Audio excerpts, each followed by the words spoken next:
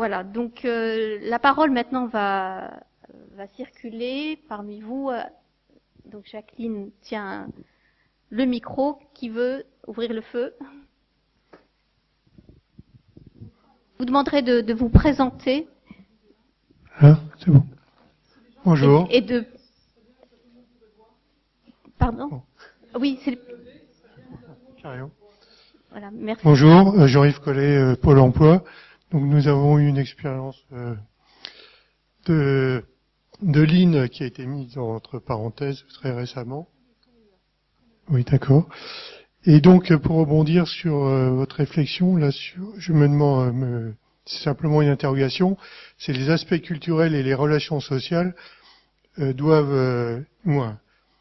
conduisent à l'acceptation ou non ou la déformation des instruments. C'est-à-dire que pourquoi au Japon ça a si bien marché, ça renvoie aussi au confucianisme, à la façon dont ils gèrent leur activité. Il faut qu'ils fassent toujours bien au moment présent, etc. Et je me posais la question, c'est est-ce qu'en Allemagne, dans l'industrie automobile, quel est l'état des relations qui ont des relations sociales qui sont souvent plus avancées? Comment ça se passe en termes d'organisation du travail et de lean management? Si on a des éléments, ça pourrait conforter cet aspect de la question. On va répondre à cette première question et puis on prendra une autre juste après.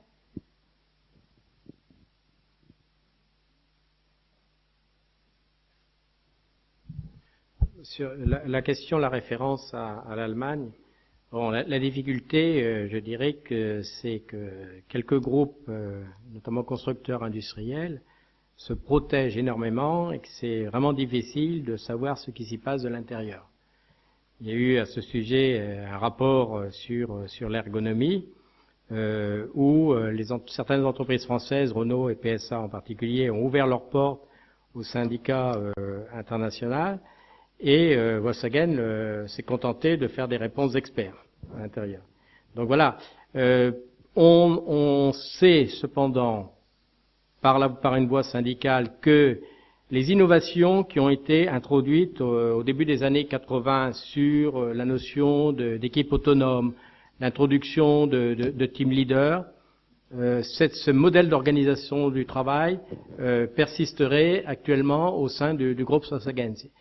Et regarde effectivement de ce rapport sur lequel on n'a pas pu avoir accès vraiment à l'intérieur de chez Volkswagen, on perçoit que le système global dit de codétermination ou cogestion a quelques effets en bas des lignes hiérarchiques, c'est-à-dire qu'il y a une écoute des salariés, des opérateurs, qui est quand même relativement forte pour faire évoluer les postes de travail. Donc quelques indices comme ça qu'on peut percevoir, mais vraiment c'est assez difficile d'accéder vraiment en profondeur dans ce type de groupe automobile. Alors effectivement, je pense qu'il ne faut pas oublier que dans le contexte allemand, il y a depuis très longtemps cette l'expérience de ce qu'on appelle la cogestion ou la codétermination,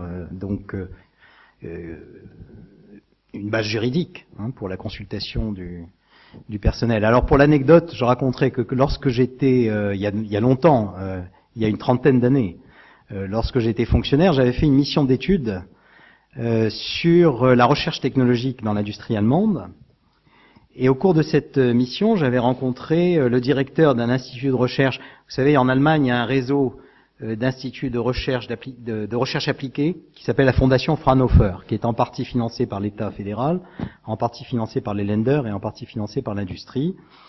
Ces instituts de la Fondation Fraunhofer sont aux quatre coins de l'Allemagne, et il y en a un en particulier à Karlsruhe qui est spécialisé sur les questions sociales et organisationnelles, questions socio-organisationnelles de l'industrie. On avait été reçu par le directeur de cet institut qui avait ouvert notre visite en nous recevant et qui avait dit, oui, il faut que vous preniez conscience que dans le contexte allemand, quand une entreprise industrielle, en tout cas de grande taille, décide d'engager des modifications profondes de technologies de production, automatisation flexible, programmation informatique, etc., un changement technologique significatif au titre de la codétermination doit faire l'objet d'un accord explicite de la part des représentants du personnel. Ça conduit à de très longues discussions dans les différentes instances de pilotage de l'entreprise. Et donc, le changement technologique ne peut s'introduire que de manière relativement lente et longue. Donc, ça prend du temps, le changement technique. Et donc, je me disais, là, il est en train de m'expliquer les inconvénients et les lourdeurs de ce système. Et tout d'un coup, il ajoute, heureusement. Alors, on l'a regardé, la délégation française l'a regardé les yeux un peu ronds, et puis nous a dit, bah oui, c'est fondamental, parce que ça permet d'éviter de très très grosses erreurs. Bon, je raconte cette anecdote pour dire que c'était il y a une trentaine d'années, hein, c'était vers 80, un peu moins peut-être, mais vers 86, 87. C'est pour dire que dans le contexte allemand, il y a eu une longue expérience de négociation, non pas sur les salaires ou autres, mais sur les méthodes de production, les méthodes de travail. Alors, je pense que c'est vrai dans les grandes entreprises, je ne suis pas sûr que ça puisse se généraliser, je ne sais pas ce qu'il en est dans les petites entreprises en Allemagne.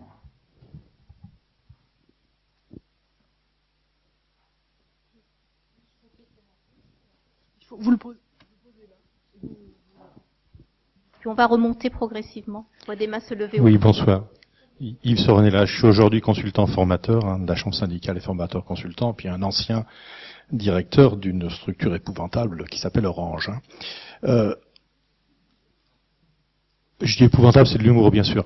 En fait, le Lean, quand on l'utilise comme outil de résolution de problèmes, et quand c'est bien fait, comme vous l'avez dit dans la partie historique, c'est un excellent pansement social.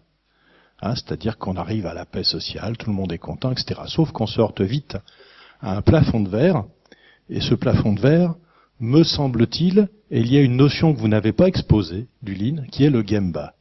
C'est-à-dire le rôle des cadres dirigeants, c'est d'être sur le terrain, ce que pratiquent les cadres japonais, ce que pratiquent d'ailleurs les cadres, y compris les cadres dirigeants allemands, et ils vont sur le terrain pour challenger les équipes et faire que les équipes répondent à des problèmes. C'est-à-dire ils les aident à devenir apprenantes. C'est-à-dire qu'en fait, notre problème, il est managérial.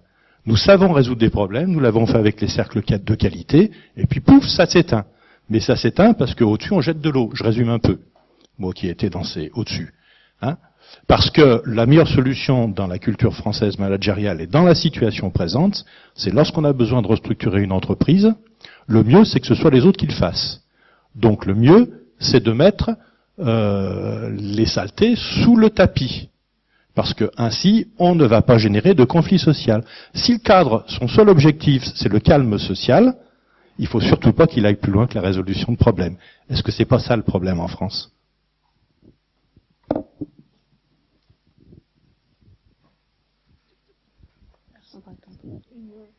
On va prendre une autre question et puis on va revenir sur le sur le commentaire. Mais on y a un petit peu répondu à l'Observatoire des cadres. Hein. Je pense qu'effectivement il y a une vraie question sur la manière dont sont formés les managers. Il est juste qu'en Allemagne, un manager n'acquiert sa position qu'après avoir gravi les différents échelons. Quand on doit faire un changement d'organisation, c'est le manager du service qui doit aller rencontrer les instances représentatives du personnel et non pas le spécialiste ressources humaines. Hein. Donc ça crée une différence. Donc le manager a vraiment conscience, doit vraiment prendre en compte la réalité du terrain. Il ne peut pas se reposer entièrement sur son responsable ressources, son partenaire, comme on dit, hein, son partenaire ressources humaines. Mais nous reviendrons sur ce point juste après. Juste un mot, je pense que effectivement la situation est extrêmement complexe et multidimensionnelle, et certainement le rôle du manager, sa formation, son mode de sélection joue un rôle très très important dans les limites auxquelles on se heurte en France.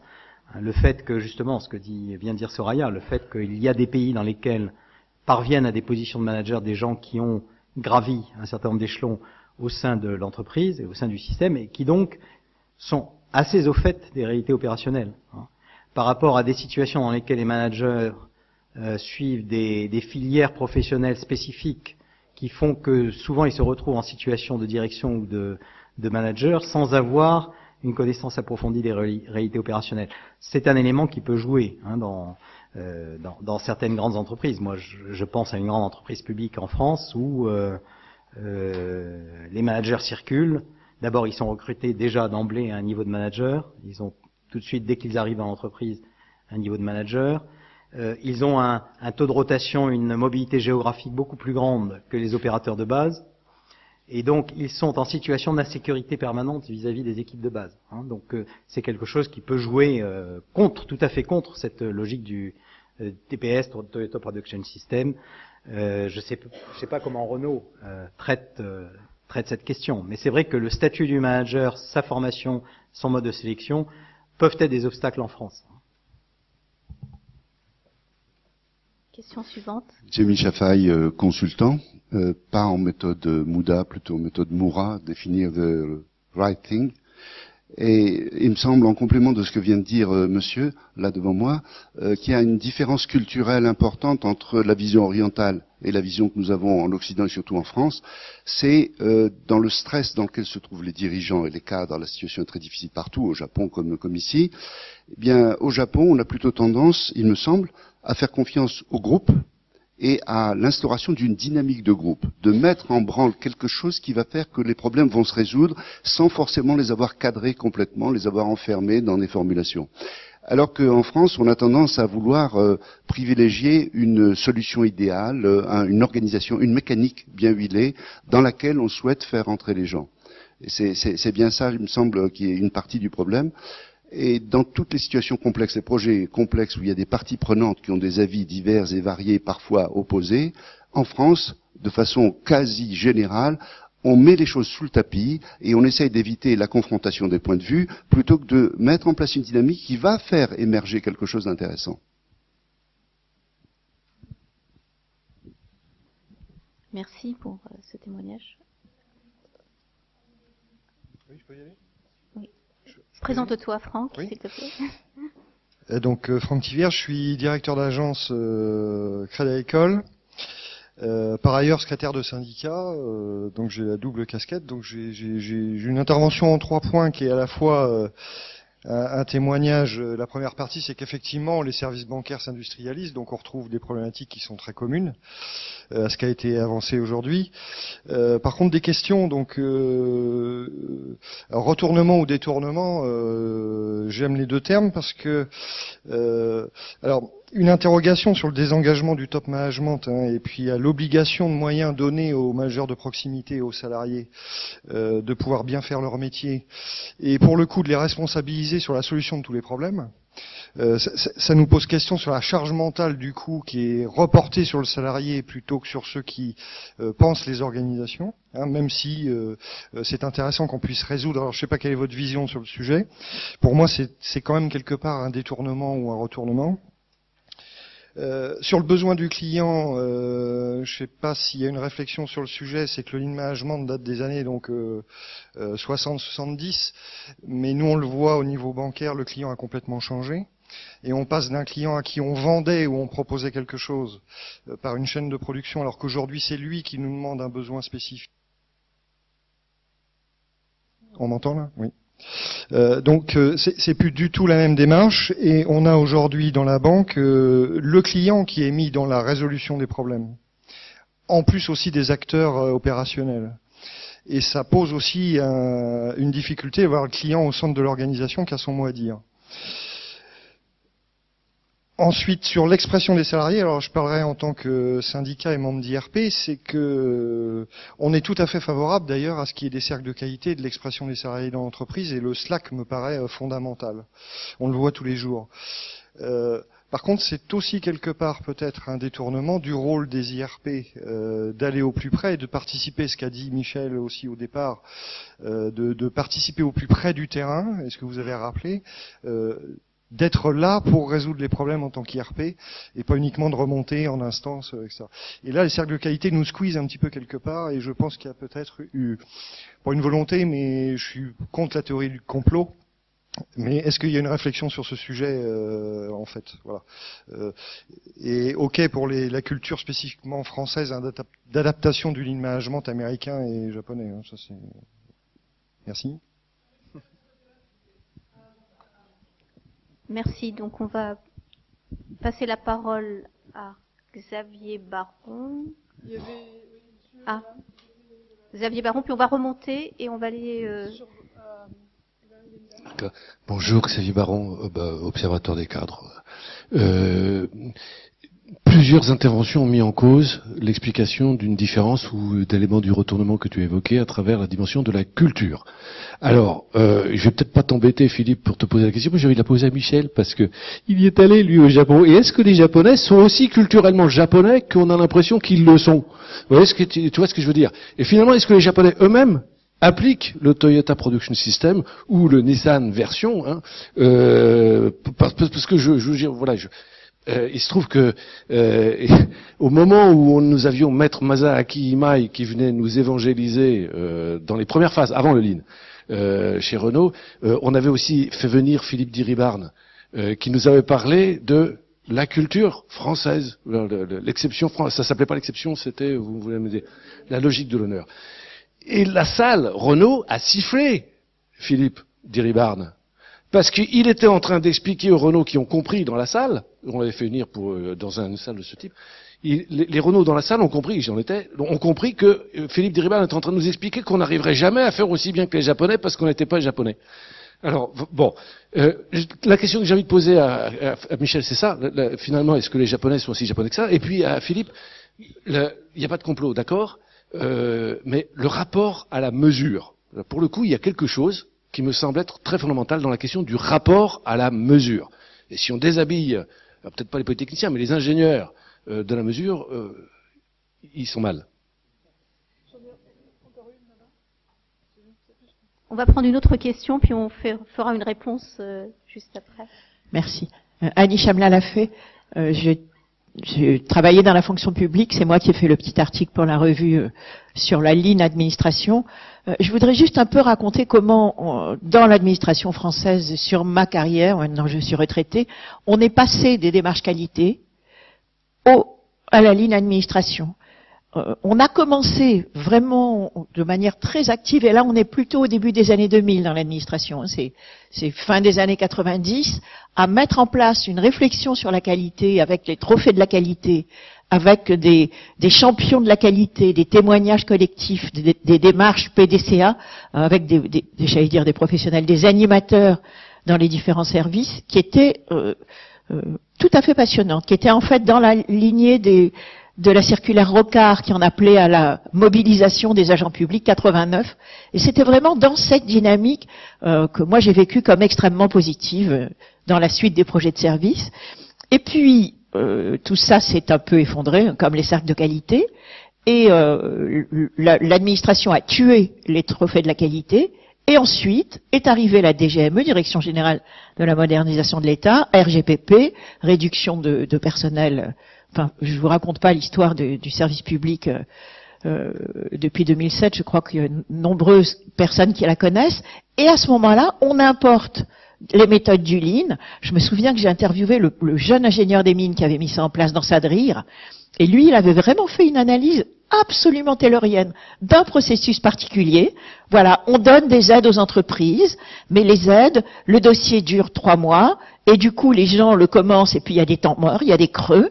Et donc, j'ai restructuré toute la procédure de manière à ce que chaque semaine de temps mort, on provoque... Alors, il avait doublé le cycle par un deuxième cycle pour rééquilibrer, et il n'y avait plus de temps mort. Il était content comme tout. À la fin du déjeuner où il avait raconté ça, il m'a dit « Alors, qu'est-ce que vous en pensez ?» J'étais un peu prise de court pour lui dire malheureux, et il a été recruté par la DGME pour exporter ça dans toute l'administration française, avec des tas d'écueils, qui le premier étant que la notion d'usager ou de client dans l'administration, elle est extrêmement floue, voire changeante, et que donc quand on dit partir des besoins, on voit bien que ça devient très vite inconsistant. On est typiquement dans des démarches de sommet, avec une présence des consultants, c'était à l'époque... des grands cabinets de conseil qui inondaient, recrutés par Bercy pour aller travailler dans tous les services publics pour produire du Lean.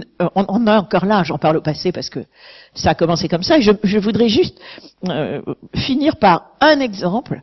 Un collègue qui était toujours en rire d'ailleurs, mais c'était la période d'après, qui me dit, mon chef est rentré de Paris, il nous a dit, j'ai une formation au Lean, dorénavant nous ferons les réunions debout. Ça a duré 2 réunions. Hein. Merci Annie de nous avoir donc démontré la fascination du Lean sur sur l'administration et surtout la fascination du chiffre. Donc on va revenir à la question de Xavier Baron sur d'une part les Japonais. Est-ce que les Japonais sont aussi japonais qu'on le dit? Et puis la fascination du chiffre, peut-être pour Philippe, ou tu peux aussi répondre là-dessus. Sur certains aspects, oui, les Japonais sont bien des Japonais. Alors, je vais prendre trois exemples pour marquer des différences, notamment avec Renault. Le rôle des managers de proximité, là, il n'y a pas photo, quoi. C'est des managers de proximité qui sont vraiment, c'est leur territoire. C'est-à-dire que même moi, en tant qu'ergonome, si j'interviens dans leur secteur, je vais dire attention, la prudence avec laquelle il faut y aller. Il n'y a pas une fonction support logistique qui va venir faire une modification au poste de travail. C'est pas possible au Japon. En France, c'est possible. Vous avez, que ce soit l'ingénierie, la logistique vont bouger des choses au poste de travail, sans même demander l'avis du manager de proximité. Au Japon, c'est absolument pas possible. Et les décisions d'évolution, de modification à l'intérieur du périmètre du manager de proximité, c'est la responsabilité du manager de proximité. Deuxième point sur la formation et les standards mode opératoire. Il y a vraiment une qualité de la formation qui est énorme, considérable chez Nissan, qui se base effectivement sur des standards opératoires. Et Renault a pris une formule, mais ne l'applique pas, c'est I do, we do, you do. C'est-à-dire le manager de proximité montre le travail, il le fait ensuite avec l'opérateur, et il observe l'opérateur le faire. Et ça dure 2 à 3 jours, cette affaire-là. Une fois que l'opérateur a maîtrisé son poste de travail, on laisse des marges d'autonomie à l'opérateur. Moi, j'étais stupéfait de constater que les opérateurs ne respectaient pas le mode opératoire, le standard opératoire. Et je me suis fait vérifier, traduire le mode opératoire, qui est bien sûr écrit en japonais, et demander aux gens avec qui je travaillais en ergonomie de me dire est-ce que le mode opératoire est respecté? Non. Ils faisaient une vidéo à un moment donné, ils montraient 2 opérateurs parce qu'ils faisaient une étude sur le vieillissement de la population, un opérateur jeune, un opérateur ancien, ils adoptaient absolument pas le même mode opératoire. Et personne s'étonnait dans la salle. J'en ai discuté avec les managers, celui en particulier qui est venu chez Renault, former Renault au système de production Nissan, il m'a dit oui, mais chez Renault vous avez tellement de retard qu'on vous a formé au basique du système de Toyota, mais nous, on l'a fait chez Nissan, c'était dans les années 70, et à partir du moment où les managers de proximité sont devenus des managers capables de prendre des décisions autonomes dans leur unité de travail, eh bien, c'est eux qui décident, c'est eux qui vérifient si la variation dans les façons de faire, elle est acceptable ou pas. Autre exemple, et là c'est sur les procédures pour voir comment on fonctionne vraiment différemment. Nissan a mis en place un système, Nissan, quand il y a un problème sur un véhicule, pendant la durée de vie du véhicule, il ne le touche pas, sauf si c'est vraiment un problème qualité pour le client. Mais si c'est un problème difficulté pour les opérateurs de monter une pièce, on ne touche pas au produit. On touche à l'organisation du poste, les moyens de travail, mais on ne touche pas au produit, on ne modifie pas un produit en cours de vie. Ils mettent en place un système qui s'appelle Review for Next Model, où le chef d'UET, sur un petit papier A4, première partie décrit le problème. Par exemple, il dit, voilà, cette pièce, il faut 3 vissages pour cette pièce. Moi, je pense qu'en ajoutant un téton, on peut avoir que 2 vissages, ça fait gagner en performance et ça réduit l'effort pour les opérateurs. Le papier, il est enregistré. Quand il y a le prochain véhicule, il y a obligation par l'ingénierie de consulter toutes les fiches et d'apporter une réponse au manager de proximité pour dire, voilà, votre problème pour ce nouveau modèle, on l'a pris en compte ou on ne l'a pas pris en compte, pour des raisons techniques.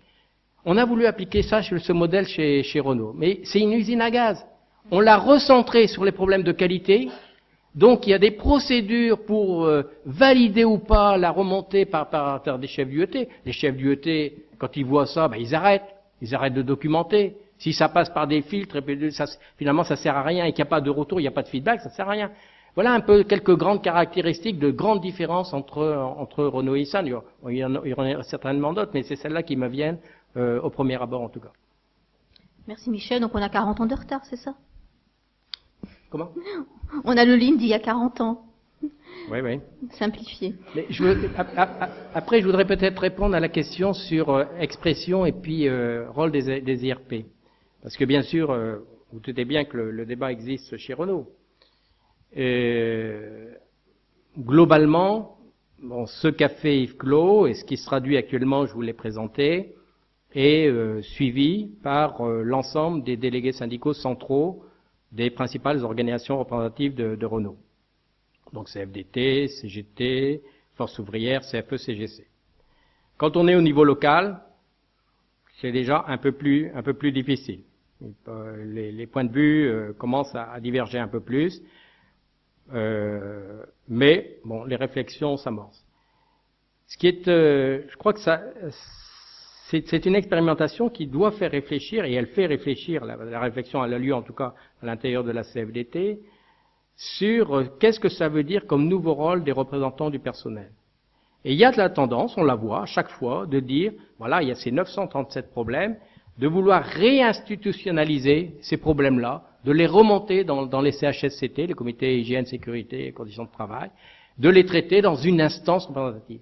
Et donc il y a tout l'effort à faire, mais dire non, ces 937 problèmes, il faut les laisser se traiter au niveau de l'unité élémentaire de travail, entre les salariés et leurs managers, et le rôle syndical, c'est de prendre connaissance de ces problèmes-là, de toute façon ils sont affichés, de vérifier en quoi ils sont ou pas résolus, quel est le point de vue des salariés référents sur la manière dont les problèmes sont résolus, donc d'avoir des organisations syndicales qui sont plus maintenant sur le process, s'assurer, parce que tout n'est pas gagné quand même, l'expression des salariés sur le travail, ça ne doit pas être une expression sur les problèmes rencontrés, mais progressivement ça devrait prendre la place aussi d'une expression sur les façons de faire dans son travail.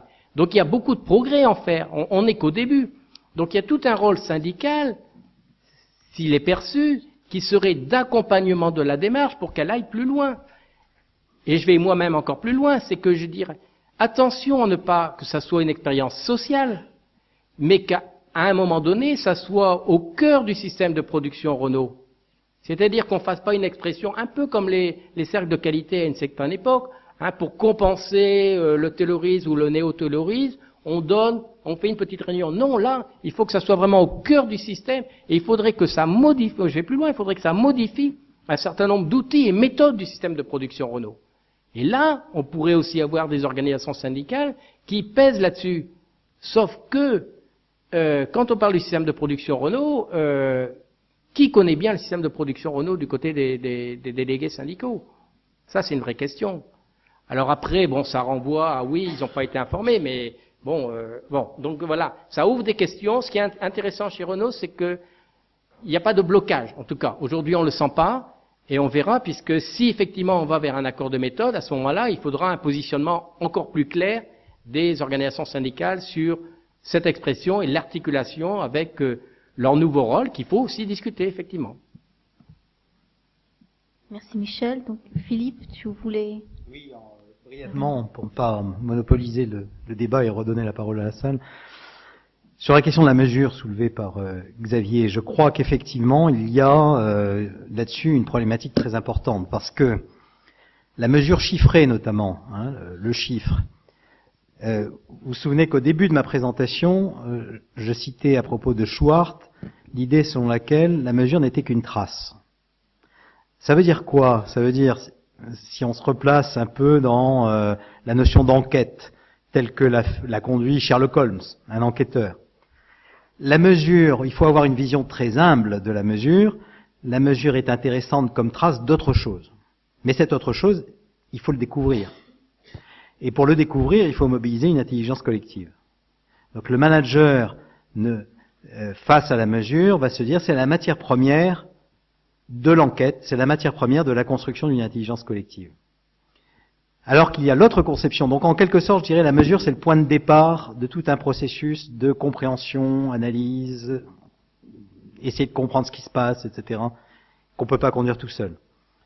L'autre vision de la mesure, c'est au contraire, la mesure, c'est le point d'aboutissement. C'est fini, là, quand on mesure, on sait ce qui s'est passé, ce qui s'est pas bien passé, ce qui s'est mal passé, qui a bien travaillé, qui n'a pas bien travaillé, etc. Donc c'est la mesure couperée. C'est la mesure qui est en fin de processus. On a déjà construit l'intelligence de l'activité, etc. Et puis à la fin, il y a la mesure quantifiée qui permet de... C'est le juge de paix. Final. Et je crois que dans notre culture, en tout cas, en France, et peut-être aussi dans d'autres pays occidentaux, mais en tout cas en France, on a vraiment une vision de la mesure, la seconde vision de la mesure. Et cette vision de la mesure comme étant simplement le combustible de l'enquête, je dirais, quelque chose qui va servir, entre autres, avec d'autres éléments, à essayer de construire une intelligence collective, on l'a pas tellement. Hein. Et là, ça rejoint le témoignage qui a été fait sur l'administration, le jeune ingénieur des mines qui était tout fier d'avoir identifié des poches de sous-productivité qu'il arrivait à combler. Tout ça, c'était du calcul. Hein. Et c'était du calcul qui permettait, je veux dire, qui était conclusif. Hein. Et il n'y avait pas de doute là-dessus. C'était pas une trace douteuse de quelque chose dont on ne sait pas ce que c'est. Donc ça, je pense qu'il y a effectivement un élément. Et puis l'autre, je voulais rebondir sur le rôle des organisations syndicales. Je pense qu'effectivement, depuis de très longues années, je suis convaincu que les organisations syndicales ont le problème de ne pas investir les bons terrains. Alors, on n'a peut-être pas le temps de trop développer, mais je pense que les organisations syndicales n'investissent pas les bons terrains et qu'elles sont un petit peu tout le temps en train de courir derrière des choses qui changent, qui se transforment plus vite que leur propre... J'évoquerai juste une intervention d'expertise que j'avais faite dans une grande société d'assurance qui était engagée dans une transformation multiforme de sa stratégie, de ses systèmes d'information, de ses produits, etc., qui était vraiment dans un changement multiforme. La CFDT était majoritaire au comité d'entreprise et avait demandé une intervention d'expertise pour porter un jugement sur la nouvelle stratégie de la direction. La direction était très coopérative d'ailleurs, on a fait cette intervention d'expertise. En conclusion, on disait qu'il faut mettre en place un nouveau dispositif de gestion du changement dans lequel les organisations syndicales soient partie prenante et puissent investir les projets, c'est-à-dire comprendre un peu et donner un avis sur saturation, pas saturation, les personnels sont en mesure, ou alors il faut rééchelonner parce qu'il y a trop de choses en même temps, etc. En fait, ce sont les organisations syndicales qui ont dit non, ça on peut pas. On n'est pas assez compétent, on n'a pas le temps, on n'a pas les, etc. On peut pas. Et je pense peut-être effectivement, objectivement, elles n'avaient pas les ressources, le temps, etc. Mais en même temps, je pense qu'il y a quelque part une certaine peur d'investir les terrains de l'organisation du travail et de l'organisation tout court. L'organisation du travail et l'organisation au-delà de l'organisation du travail. Merci Philippe. Donc pour cet appel à un sursaut qui... On l'a bien entendu. Ceci dit, dans certaines organisations, la CFDT est bien présente. Mais effectivement, c'est le même problème que pour les managers. Il faut être au plus près des salariés, au plus près de l'organisation. On ne peut pas prendre des décisions ou avoir un avis pertinent si on se tient à distance et si on ne veut pas bouger un certain nombre de pouvoirs. Hein. Tu l'as évoqué tout à l'heure et Michel l'a évoqué entre les différentes fonctions.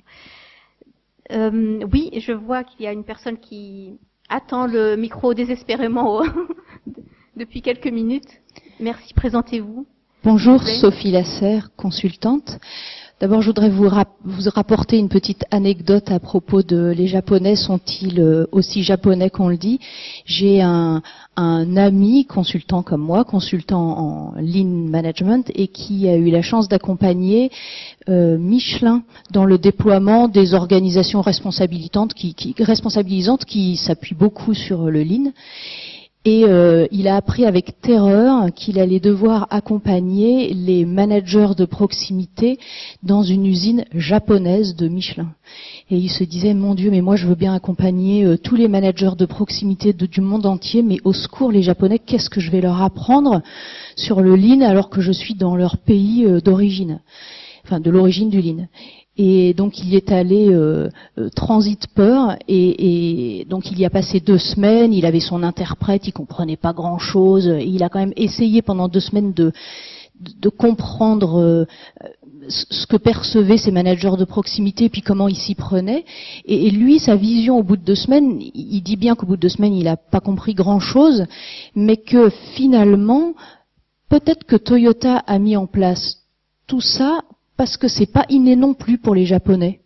Et que le Gemba, puisque on sent que c'est vraiment quelque chose qui est extrêmement fondamental dans le Lean d'origine, le Gemba, c'est pas si simple non plus, apparemment, pour les managers de proximité japonais. Voilà, une anecdote qui m'a beaucoup intéressée, donc que je vous transmets. Le sujet sur lequel je voulais poser des questions, c'est vous avez parlé à un moment de vous avez utilisé la phrase les objectifs individuels ne se dissolvent pas dans le Toyota Product System, je crois. Et moi je pense qu'il y a vraiment, ça me passionnerait de réussir à intéresser les DRH dans le rôle qu'ils peuvent jouer pour justement faire qu'on fasse du bon lean dans leur entreprise. Et notamment les liens entre ces objectifs individuels et la possibilité de faire du Gemba et de faire des méthodes de résolution de problèmes collectives. Un autre point, c'est le point extrêmement important de la formation sur le travail. Vous parliez tout à l'heure de I do, you do, we do. Je pense que ça n'est absolument pas reconnu comme une vraie formation. Une formation, c'est une journée, 12 personnes, un PowerPoint. Or, dans le Lean, on parle énormément de la formation sur le travail, sur le lieu de travail. Comment on peut faire pour que les RH puissent accompagner ces formations-là qui sont un des points fondamentaux du bon Lean, entre guillemets. Voilà. Merci. Nous avons une question, deux questions ici. Jacqueline, s'il te plaît. On va, en fait, on va donner la priorité, on va prendre par ordre d'arrivée, en fait, des questions. Et puis après, devant, et on reviendra vers le haut de l'amphi. Merci. Oui, bonjour, Jean-Luc Collin, je suis en charge du dossier Vie au travail à la Fédération Générale Mines Métallurgie CFDT, donc c'est un peu pour rassurer Monsieur Lorino. Donc on a depuis bien des années réinvesti nous le chantier du travail justement. En 2013, on a écrit une plaquette que je vous invite à lire, améliorer la qualité de vie au travail. Alors transformation du travail et du dialogue social, améliorer la qualité de vie au travail avec les salariés, qui fait aujourd'hui référence dans le réseau des ARAT, c'est pas négligeable. Et là donc on a effectivement saisi l'opportunité de l'accord national interprofessionnel de juin 2013 qui ouvre justement des espaces d'expérimentation pour porter une démarche qualité de vie au travail auprès des entreprises. Donc depuis plusieurs mois, on rencontre beaucoup de sections syndicales d'entreprise, des directions d'entreprise, pour leur présenter notre démarche et voir quelles expérimentations on pourrait mettre en place dans l'entreprise sur la base de ce que Michel a dit, c'est-à-dire en fait l'expression des salariés, un nouveau rôle des représentants du personnel sur le travail. On a un écho extrêmement favorable, ne serait-ce que par le fait qu'on est sur une logique d'expérimentation avec une durée limitée, une durée déterminée, donc en fait une contrainte beaucoup plus souple, j'oserais dire, et ça semble intéressant. Pour ne pas être trop long, je vais le dire, c'est peut-être choquant dans la bouche d'un syndicaliste, mais je vais le faire quand même parce que je crois beaucoup à ça. On est parti aussi du constat que la multiplication des obligations de négocier imposées par le législateur, ça sert à rien du tout. C'est-à-dire que ça ne produit rien. Ça produit quoi? Des textes d'accord, au minimum, au maximum, je dirais, des textes d'accord, sur lesquels on évalue la qualité d'ailleurs de ce même accord, alors qu'en fait, on ne sait pas du tout ce que ça produit en réalité dans le quotidien de tous les jours, que ça soit pour les salariés, que ça soit pour l'ensemble des composants de l'entreprise. Et ça, c'est un vrai handicap. En plus, l'ensemble des partenaires sociaux sautent d'une négociation à une autre, et en fait, on prend jamais le temps d'évaluer ce que ça produit en réalité. Donc je pense que ça, il faut aussi arrêter. Il faut arrêter, et donc on a mis en place un groupe de pilotage dont Michel en fait partie, mais aussi un comité scientifique. Alors quand je dis comité scientifique, c'est Yves Clos, c'est Pierre Falzon, c'est Yves Justenberger, Pascal Huguetto, François Hubault. Bon, c'est du beau monde, je dirais. Pour aussi évaluer notre propre démarche. On y croit beaucoup et on essaiera vraiment d'aller au bout de cette démarche parce que on défend aussi un syndicalisme producteur de résultats et ça passera par là. Merci.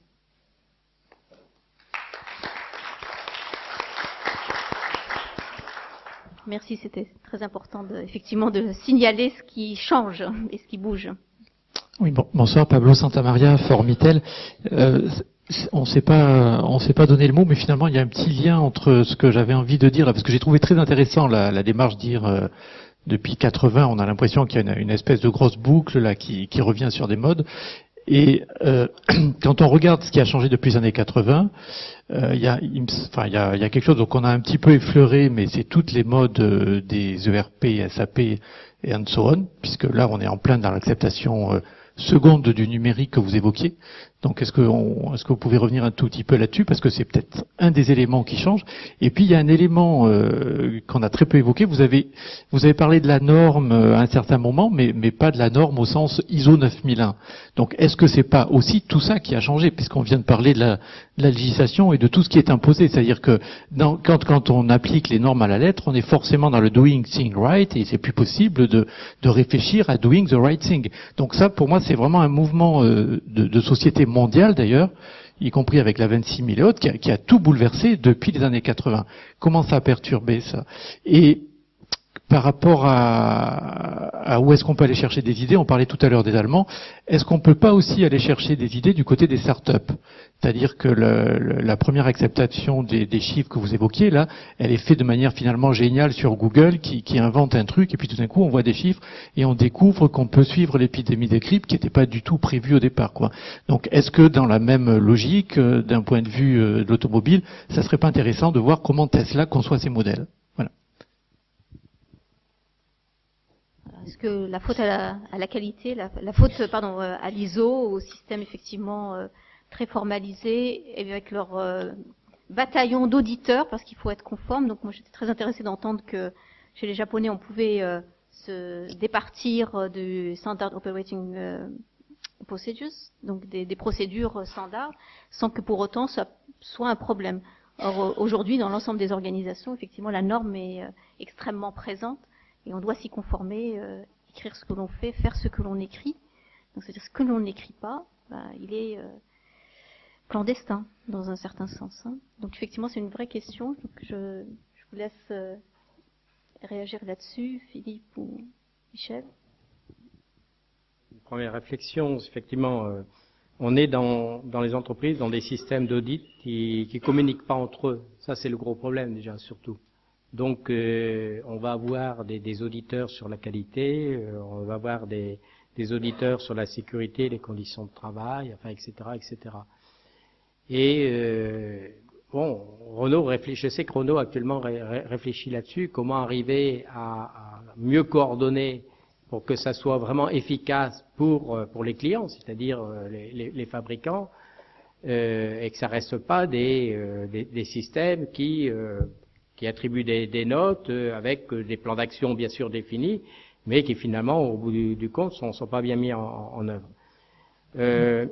Sur certains points, il y a une tendance, par exemple, je vois sur le système de production Renault, il y avait des audits qui étaient faits. Alors effectivement, comme c'est fait par les experts du système de production Renault, hyper pointus sur les outils du SPR. Sur certains outils, c'est-à-dire l'ESPER, il n'est pas pointu sur tous les outils du SPR.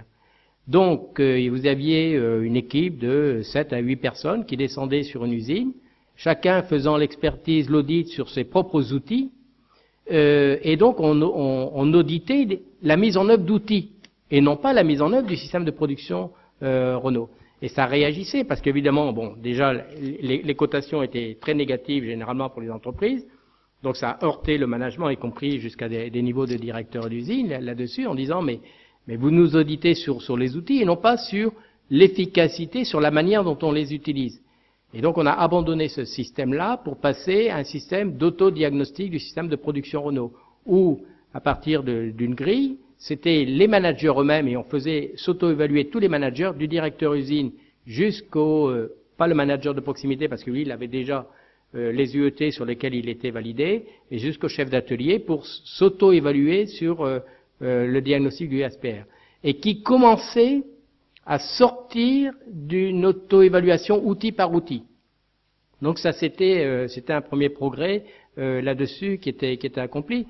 Sur la sécurité et les conditions de travail, moi j'ai vu des dérives énormes, c'est-à-dire que bon, de toute façon les entreprises elles savent par avance quand est-ce qu'elles vont être auditées.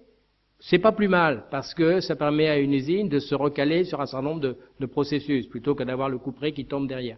Mais ce qui compte, c'est de savoir que on a effectivement respecté la procédure, et non pas la manière dont on a traité les questions de sécurité et conditions de travail. Donc, effectivement, il y a un grand chantier là à avoir. Alors moi, je ne sais pas dire si ce sont les normes qui obligent à ça. Je sais que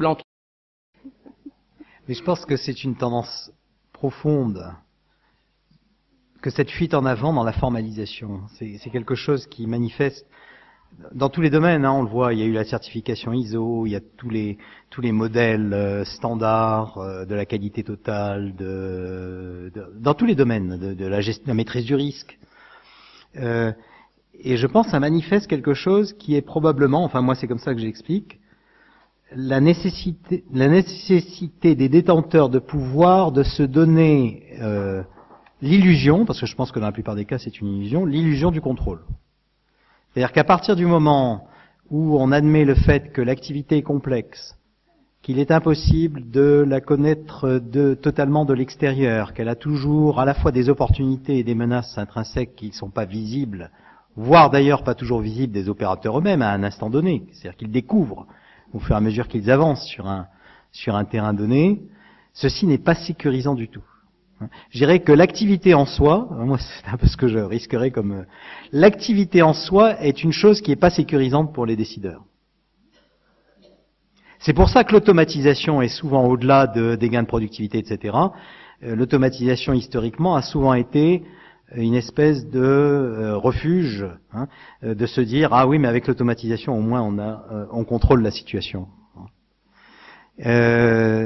Et donc je pense qu'il y a cette espèce de recherche du contrôle, de situation contrôlée, dans la formalisation, dans la rationalisation abstraite, qui permet de remplacer l'activité par une représentation formelle, logique, de l'extérieur. Et en maîtrisant la représentation de l'extérieur, on se donne l'illusion que ce qu'on maîtrise, c'est l'activité elle-même. Hein. Et bon, malheureusement ou heureusement, c'est généralement pas le cas. C'est un peu exactement ce que décrivait Elias Canetti en parlant de l'évitement du concret. C'est typiquement, il considérait ça comme un problème pour l'humanité. J'ai plus la citation, je la cherchais tout à l'heure, mais je l'avais notée, qui consiste à aller vers l'abstraction et éviter l'expérimentation en direct et le côté dynamique, le côté vivant de toute organisation qui est comme un organisme vivant. Donc on a tendance à essayer de schématiser le fonctionnement des collectifs sur le modèle de la cybernétique, de la mécanique même, y compris d'ailleurs quand on regarde les évolutions dans le domaine de la biologie et la biologie de synthèse, où on va vers des modèles mécanistes, vers des modèles cybernétiques, mais on s'éloigne de plus en plus de l'organisme vivant qui a nécessairement une certaine résilience. On parlait tout à l'heure du Slack organisationnel. Il y a vraiment aussi un paradigme en fait, la façon dont on se représente les organismes vivants, que ce soit les organismes biologiques ou les organismes humains. En fait. Voilà. Là où il y a créativité, il y a incertitude, et là où il y a incertitude, il y a risque. Et donc pour un manager qui cherche le contrôle, à contrôler la situation, c'est pas rassurant. Le micro s'est déplacé, je l'ai perdu. Donc il y a une question ici même, et puis... Oui, bonjour, ici Nicolas Martinez. Question simple pour Philippe Lorino. Que pensez-vous de Lean Six Sigma façon General Electric? J'ai pas une opinion in abstracto. Hein. Tout dépend. Je veux dire, le Lean, le Six Sigma, etc. ne sont ni bons ni mauvais en soi. Les pratiques de mise en œuvre sont l'élément sur lequel on peut porter un jugement. C'est pas sur l'outil en soi.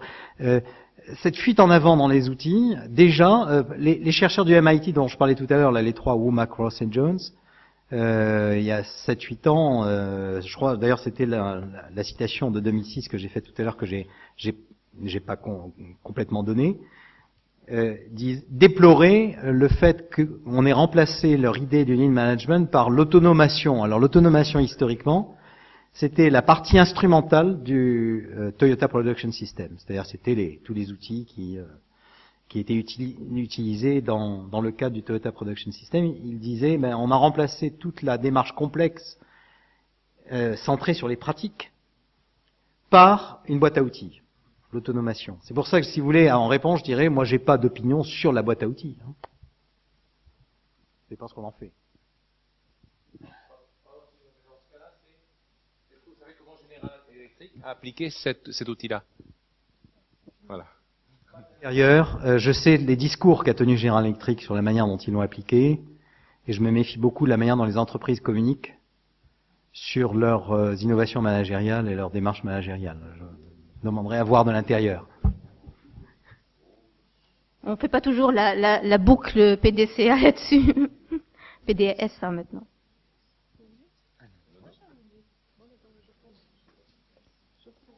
On avait une... D'accord, puis on reviendra vers vous. Oui, bonjour, Philippe Floch. Je suis consultant en ligne management à la Poste à mi-temps, et l'autre mi-temps, je suis syndicaliste de terrain où je fais de l'action pour mon équipe, pour l'établissement dans lequel je suis attaché et pour la direction dans laquelle je suis secrétaire du CHSCT.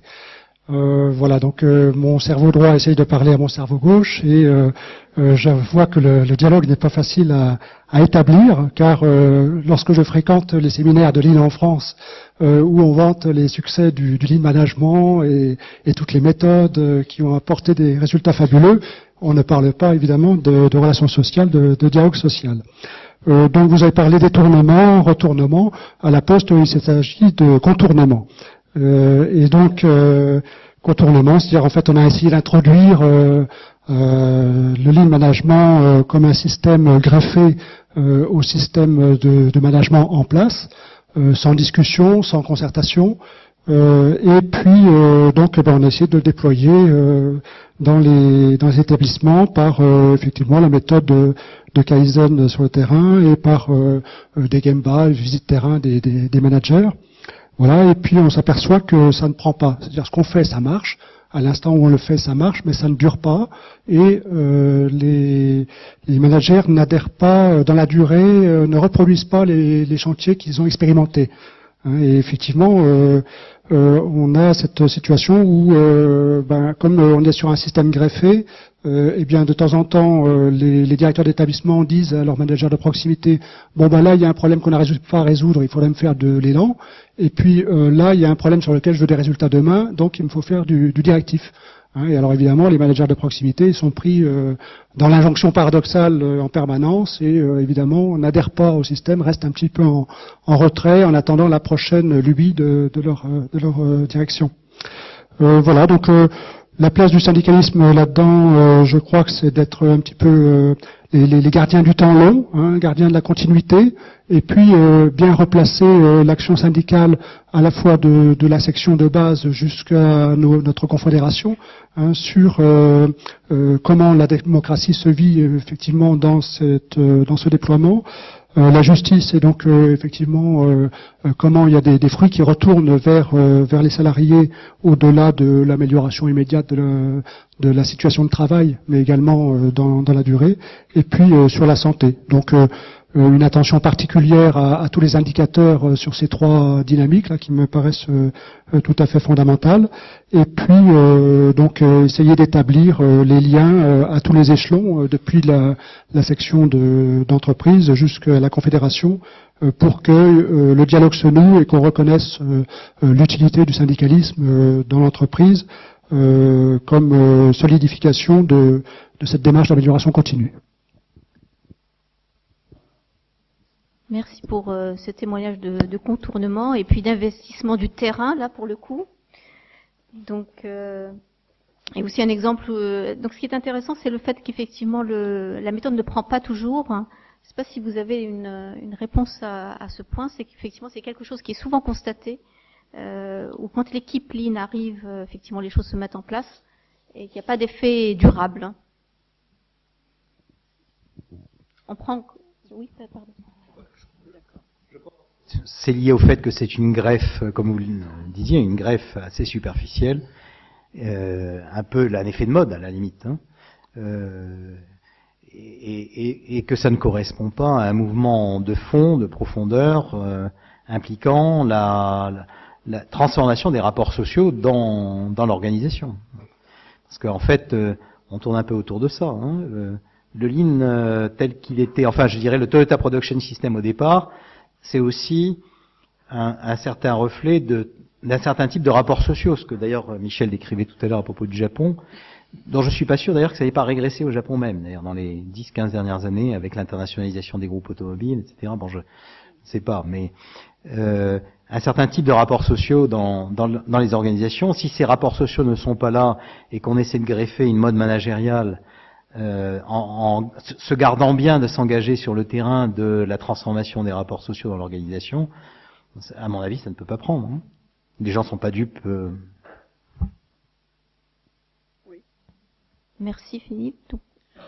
Marie Zuette, je suis activiste du travail avec actuellement des activités associatives. Donc, je voulais revenir sur les facteurs d'évolution là du lean management évoqué par Philippe Lorino. Alors, bon, de façon marginale, je pense que sur la formation des dirigeants, il y a aussi le fait que jusqu'à il y a une vingtaine d'années, l'internalisation du recrutement des cadres dans les écoles d'ingénieurs françaises, il n'y avait pas vraiment de recherche. Hein, ça a été développé ensuite, donc ça préparait pas l'expérimentation, mais plus fondamentalement, je pense que c'est quand même l'évolution de la gouvernance des entreprises, parce que vous l'avez évoqué à travers vous venez de l'évoquer à travers l'internationalisation des groupes japonais, mais c'est une évolution qui a été beaucoup plus importante en France. On sait que le capital est vraiment très ouvert et là on rentre dans du coup une logique de l'actionnaire et de l'immédiateté. Donc alors qu'au Japon on est plus quand même sur des logiques de long terme, ce qui pourrait expliquer quand même que du coup on soit resté sur les fondamentaux du lean management et de la méthode Toyota, et qu'en France justement cette stratégie de court terme, alors c'est une banalité que je dis, mais je pense que quand même par rapport aux facteurs que vous avez évoqués, c'est certainement un facteur important. Certainement, on approuve. Encore deux questions. Voilà. Si nos intervenants sont d'accord. Oui. Encore deux questions, donc on en avait une ici, s'il te plaît.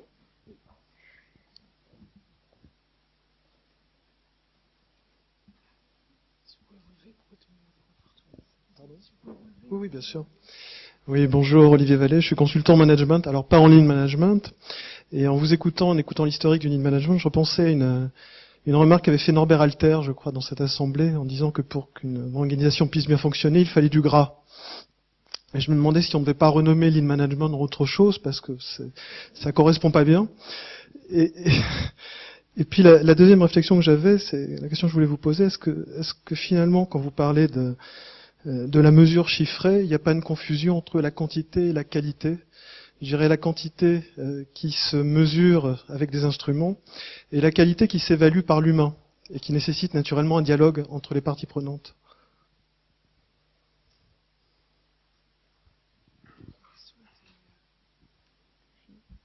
Je pense qu'il y a, sur ce sujet-là, ce serait un sujet pour un colloque ou un séminaire à part, hein. Effectivement, il y a confusion entre ce que j'appellerais l'évaluation et la mesure, disons, hein, au sens métrologique du terme. C'est-à-dire, je crois qu'effectivement, il y a l'illusion selon laquelle, comme je le disais tout à l'heure, on peut rendre compte d'une situation complexe, notamment d'un système d'activité dans lequel des gens engagent leur créativité, leur motivation, etc., leur être collectif, hein, leur capacité de travailler collectivement ensemble, de se coordonner, d'improviser ensemble face à des situations partiellement imprévues, rendre compte de tout cela à travers une batterie de chiffres. C'est pas le chiffre en soi qui est en cause, hein, c'est ce qu'on en attend et le fait que dans ce que j'appellerais la mesure au sens métrologique, on a l'illusion que le chiffre est l'image substitutive de la réalité de l'activité, hein, qu'on rend compte de l'activité par des chiffres. Et donc à la limite, des managers qui ne connaissent pas vraiment l'activité n'ont pas de problème parce que les chiffres leur en donnent une image qui est suffisamment représentative pour leur permettre de prendre des décisions. Donc je crois qu'il y a cette vision-là, et versus l'évaluation qui est la construction d'un jugement social complexe en situation qui suppose du temps, de l'espace, des procédures, des outils, etc. Une réalité dialogique, c'est-à-dire il y a des opinions contradictoires qui vont s'affronter dans ce jugement porté sur des situations complexes. Et les chiffres vont servir, parmi d'autres éléments, comme des signaux, des outils qui peuvent être mobilisés dans cette construction d'un jugement social complexe. Et je pense qu'on est en permanence dans la confusion entre les deux. Merci. Plus de questions? Si, une dernière.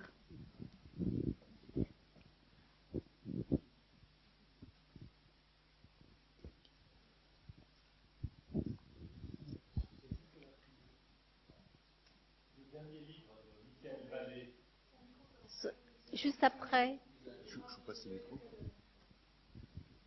Non, simplement, c'est un coup de pub.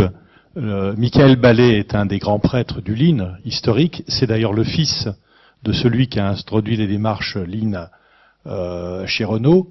Il prône effectivement un Lean classique. Son dernier livre qui vient de sortir s'appelle Management with Respect. Il l'a pas appelé Lean. Donc il le centre bien sur management et sur respect.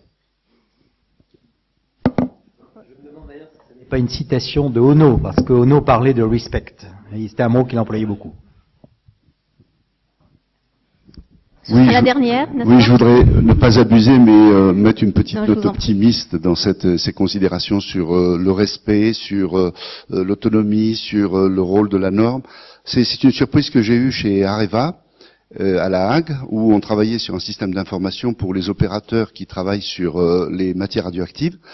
Et l'ancien système fournissait une espèce de page blanche où ils pouvaient griffonner ce qu'ils pensaient devoir faire, et ils se cochaient des cases. Et je demande au patron, au directeur du site, je lui demande, mais est-ce que vous voulez qu'on garde une trace de ça? Est-ce que vous voulez qu'on l'implémente, qu'on le transforme en case à cocher? Est-ce que vous voulez qu'on procédure tout ça? Et il me dit, mais surtout pas malheureux. Ah bon, surtout pas malheureux.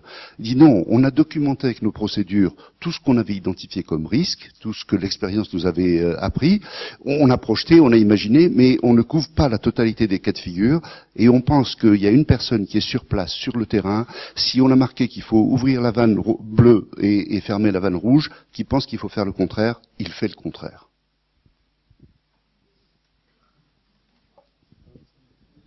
Inquiétant.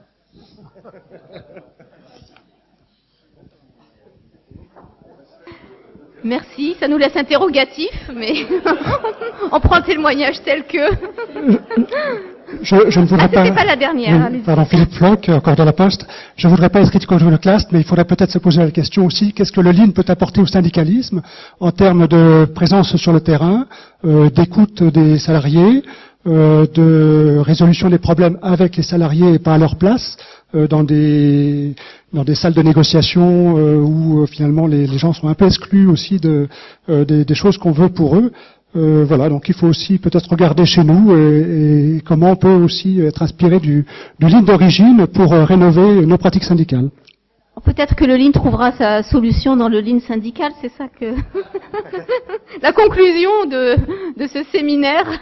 Je crois que nous touchons à la fin, en tout cas à la fin des questions, peut-être pas à la fin du sujet. Vraiment, je vous remercie infiniment pour vos réponses et vos présentations. Je crois qu'ils nous ont éclairés sur bien des aspects du Lean. Également pour vos questions qui nous donnent des pistes de travail à nous tous et des encouragements à aller au-delà des méthodes que l'on nous présente comme toutes ficelées. Et, en fait, c'est un engagement à l'action et surtout à la réflexion et à la réflexivité sur tout ce qu'on doit faire au quotidien avec nos collaborateurs, avec les salariés. Voilà, je vous remercie pour votre présence. Il nous reste